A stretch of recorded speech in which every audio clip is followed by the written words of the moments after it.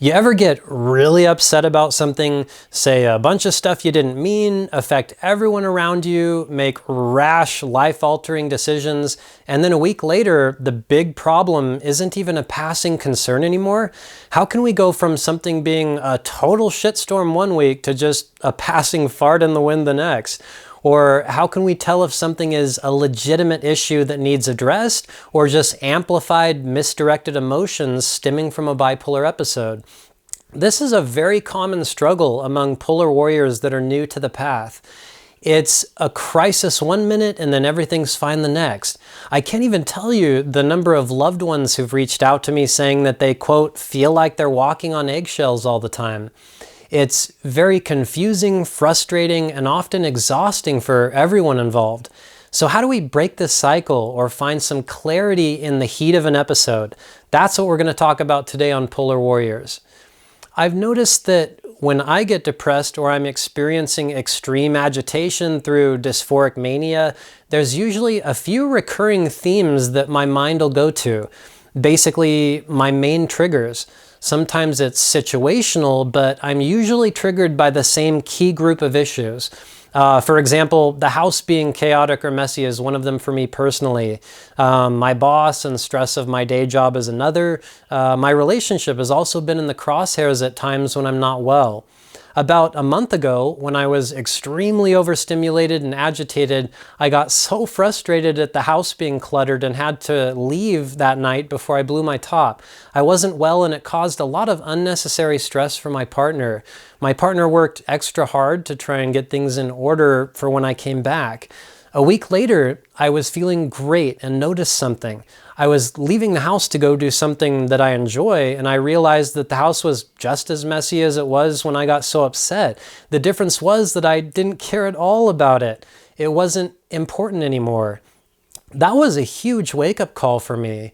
I felt so bad for what I put my partner through, and the stress I put on myself caused me to be sick for a week. It felt so damn real when I was upset. It was a very real issue at the time. I started thinking about this a lot.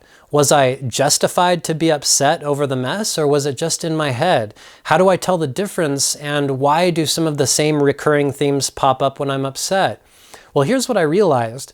There's a very fine line between real issues that need addressed and incidental issues that are often internal suffering being misdirected towards something external, like a messy house. You ever go to a social event and feel like the life of the party, but the next time you go to the exact same event, you feel like an outcast and can't wait to get the heck out of there? What that shows is that it might not have so much to do with your external environment and more to do with how you're feeling inside. If something only bothers us a lot when we're not well, does that make it not a real issue? And if so, why would our mind go to the same issue so often if it's not an issue? These are the kinds of questions that we need to ask when we're well. It's almost futile to look at things like this when we're symptomatic, so please keep that in mind. When I was feeling euthemic or stable again, I had a very productive conversation with my partner about this. We sat down and listed the top 5 things that we both felt were recurring issues when I wasn't well. I was in a good mood when we did this, so literally none of the things on the list were bothering me at that time. I even felt like they were a little silly to get so upset about and absolutely not worth my health tanking because of them. The house was just fine, my job really didn't feel that bad, my relationship feels amazing, etc. Just seeing these things listed and noticing the huge contrast in my feelings about them was big. There were a couple of things we came up with to try and approach the same negative situations differently next time. The biggest one was learning to ask myself in the heat of the moment if this would normally upset me this much if I was feeling great. I even requested that my partner gently say those words to me if I'm getting upset about something that's on the list and haven't realized it myself. I promised that I would be grateful and respectful if this is pointed out to me no matter how upset I am at the time. If the answer is no, this wouldn't normally bother me that much, then I need to realize that I'm struggling internally at that moment, that I need to work on being with the feelings instead of trying to hunt for a random reason behind why I feel so crappy. I have to keep practicing just being okay with not being okay, as I often say, without misdirecting those feelings towards something or someone external. This is a huge act of surrendering and something I'm continually working on. The second big thing we came up with was respecting the fact that these were recurring triggers when I wasn't well. Even if these things don't bother me when I'm well, the fact that they keep happening when I'm not well means that they are issues that need addressed. Society wants us to be polite, and so many of us will just brush off a trigger when we're well. We'll tell someone, oh, it's okay, it's not that big of a deal. And then when we aren't well, it becomes an end of the world issue. And the people that we said, oh, it's okay to, they're completely confused as to why we'd be upset about something that they thought was totally fine. Thus the whole walking on eggshells thing. Another solution was that we agreed to both work on keeping the common areas of the house in order to prevent an ongoing trigger from manifesting when I'm not well. I care so much about having harmony in my relationship, so I made it a priority. Even if cleaning the house isn't specifically fun, 30 minutes of cleaning a day sure beats the alternative of hurting someone I deeply love, getting sick from doing it all at once, or ending up with regret. It's so easy to dismiss triggers like this because of the fact that they become silly small stuff when we're feeling well. Not very many people will sit down when they're well and think about the things that bothered them when they're not well. This is a very important process if you want to address some of your recurring triggers with clarity. This works really well for triggers that are in our influence to change. But what about those that we can't? What if you live with roommates who aren't receptive when you talk to them? What if you have a boss, family member, or a partner who has absolutely no interest in hearing or understanding what you go through? Or what about the people who dismiss or even argue about the validity of your feelings? This is when we have to bust out the I tool. One of the absolute best ways to set personal boundaries, especially with people who disregard your feelings, is to use I statements. There's two main ones: I feel and I need. If you say, I'm feeling really hurt because of X, Y, Z, and then state what you need, it's harder to argue with that.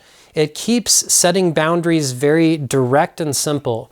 I'll make an entire video in the future elaborating on setting boundaries, but this tool is a big one. The more you try to explain how you feel to someone who doesn't understand, the more opportunities you're going to give them to argue your points. It's imperative when you say the words, I need, that the request is not only reasonable, but it's also stated in a very kind, sincere way. If you tell someone that you need them to bring you a rock from Mars, or tell them that you need them to go to hell, you won't be making much progress.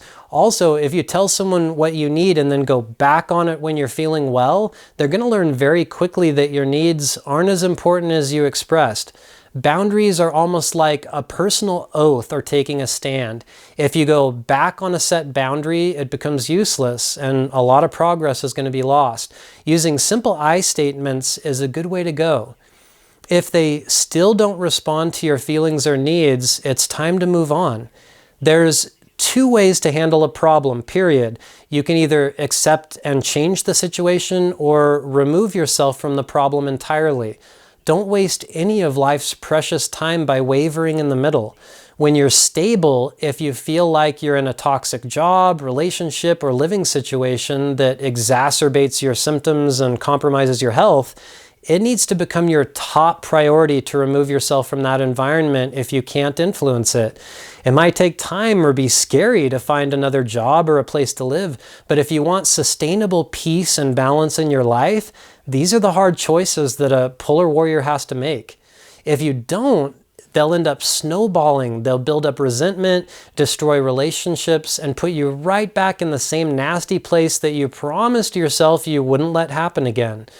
There's so much information on this channel about bipolar disorder, and if this is your first time here, a very warm welcome to the Polar Warrior community. I care deeply about all of you out there, and you're not alone. If you need someone to talk to who understands what all of this is like, you can reach me anytime through my community on Patreon. It's basically like an online tip jar to say thanks and to help me dedicate more time to making videos like this. For about the price of a cup of coffee each month, you can have access to a lot of content that isn't on YouTube, and it'll make a huge difference in my ability to help others like you.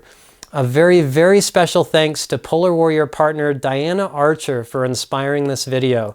I am so grateful for everything that she's done selflessly to help make Polar Warriors a better place. I'd also like to thank my partner, the International Bipolar Foundation, for helping my videos reach a larger audience. Take care, warriors, and stay well. I hope to see you guys back here soon.